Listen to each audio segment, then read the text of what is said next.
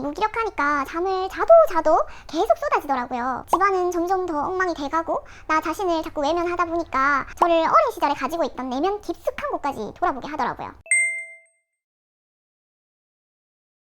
오스틴 월드에 오신 것을 환영합니다. 살면서 무기력함을 느껴보신 적 있으신가요?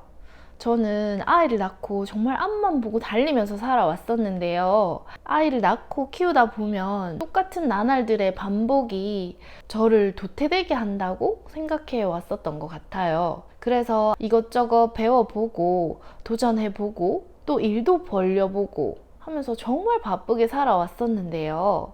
갑자기 어느 순간 아무것도 하기 싫은 날이 오더라고요. 사실 예전부터 자주 느꼈었던 감정일 수도 있는데 그땐 그게 무기력인지 인지조차 못할 정도로 저 자신의 감정에 대해서 되게 무관심했었던 것 같아요. 최근에 찾아온 무기력이 거의 2주간 계속됐거든요. 저는 정말 바쁘게 사는 주부거든요. 아이들 하원 시간이 정해져 있기 때문에 그 시간에 집안일도 하고 운동도 하고 일도 하고 짬짬이 책도 읽고 밥도 챙겨 먹고 그러다 보면 정말 빠듯하게 시간이 흘러가요. 어떤 날은 발붙이고 앉아있을 시간도 없을 정도로 후딱 가버리는 날도 있거든요. 그 짧으면서도 긴 시간을 거의 잠만 자면서 2주간을 보냈던 것 같아요. 사람이 무기력하니까 잠을 자도 계속 쏟아지더라고요. 그러면서 시간을 허투루 보냈다는 생각 때문에 또 자책하게 되고 물에 젖은 손뭉치 이불을 어깨에 메고 있는 것 같은 그런 느낌이었어요. 그렇게 한 2주 정도를 보내고 나니까 이 무기력함이 조금 무서워지기 시작하더라고요. 조금 쉬면 괜찮아지겠지? 라고 생각했는데 쉽게 없어지는 감정은 아니더라고요. 집안은 점점 더 엉망이 돼가고 나 자신을 자꾸 외면하다 보니까 나도 집안도 아이들도 가족들도 사랑해주고 아껴줄 여력도 없었던 것 같아요.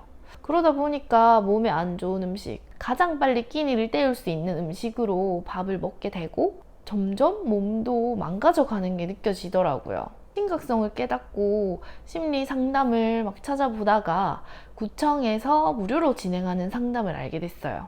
예약하고 2주를 기다렸다가 방문하게 됐는데 50분 상담에서 제가 왜 무기력한지를 제 이야기를 통해서 한 번에 캐치해 내시더라고요.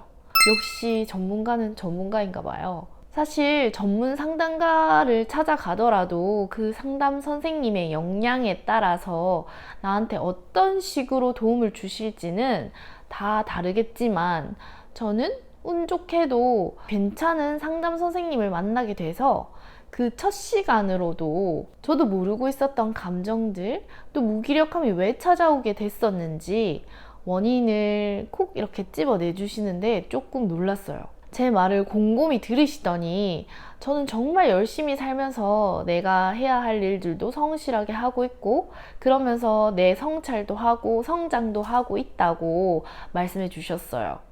하지만 이 나를 찾아가는 여정이라는 게 주변 지인들이 인정해주고 지지해주면 너무 좋겠지만 그렇지 않을 경우라면 어떻게 보면 정말 외롭고 힘든 여정이라고 하시더라고요. 근데 그 외롭고 힘든 여정을 제가 걷고 있는 것 같다고요. 그 말을 듣는데 눈물이 핑 돌았어요. 제가 가족들한테 듣고 싶었던 말을 상담 선생님을 통해서 듣게 돼도 참 신기하게 그 마음이 위로가 되고 또 힘이 생기더라고요. 그 첫 상담이 너무 좋아서 울컥하고 눈물이 쏟아질 것 같았던 순간이 많았어요. 그래서 추가적으로 저에 대해서 더 알고 싶은 마음에 심리평가를 진행해보게 됐는데요. 제가 했었던 검사는 기질 성격 검사, TCI, 다면성 인성 검사, MMPI, 또 주관식으로 되어 있었던 SCT까지 총 3종류의 테스트를 진행해 보게 됐고 지금은 해석까지 모두 듣고 다 상담을 마친 상태랍니다. 이 테스트를 토대로 내가 진짜 어떤 사람인지 객관적인 점수 또 그 지표로 나에 대해서 딱 듣고 나니까 뭔가 마음이 확 안정이 되면서 불안했던 감정들이 땅 밑으로 착 가라앉는 듯한 그런 느낌이 들었거든요. 내가 나에 대해서 사실 이렇게 관심 가지고 귀 기울여 보기가 쉽지 않잖아요. 저는 이번 계기를 토대로 정말 사람이 감정으로 힘들 때가 많잖아요. 나 혼자 이겨내지 못할 것 같다. 아무도 내 마음을 모르는 것 같고 답답하고 말하고 싶지 않은 일이 있다 하실 때 심리 상담을 통해서 이겨낼 수 있겠다. 도움이 많이 될 수 있겠다라는 생각이 들었어요. 테스트 결과로 저는 심리적으로도 너무 안정돼 있고 기질 성격 검사에서도 거진 다 매우 높은 점수를 받아서 상담 선생님이 제가 본인이 가진 자양분이 많고 혼자서도 치료하고 이겨낼 수 있는 사람이라고, 더는 치료 목적으로는 상담을 할 필요가 없는 것 같다고 하시더라고요. 대신 저의 자아 실현을 응원해 주시고 지지해 주셨어요. 제가 했었던 그 검사들 중에 주관식 STC 검사가 가장 기억에 남았는데요.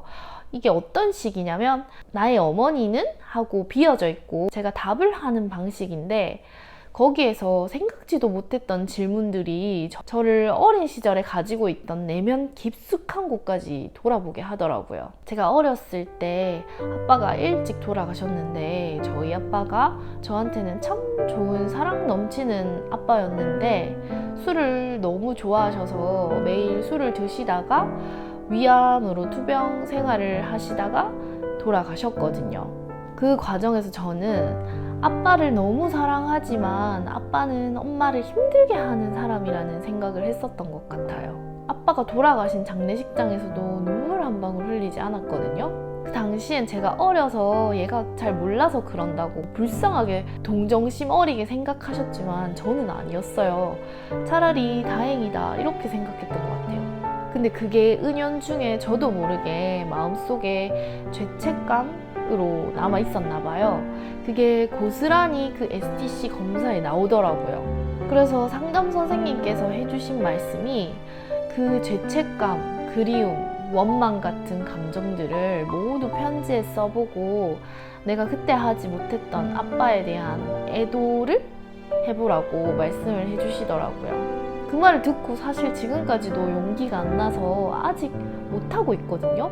저는 그 아빠에 대한 해결되지 못한 제 감정을 마주하기가 조금 아직은 용기가 안 나는 것 같아요. 하지만 언젠가는 편지를 쓸 거고 또 해소를 할 거예요.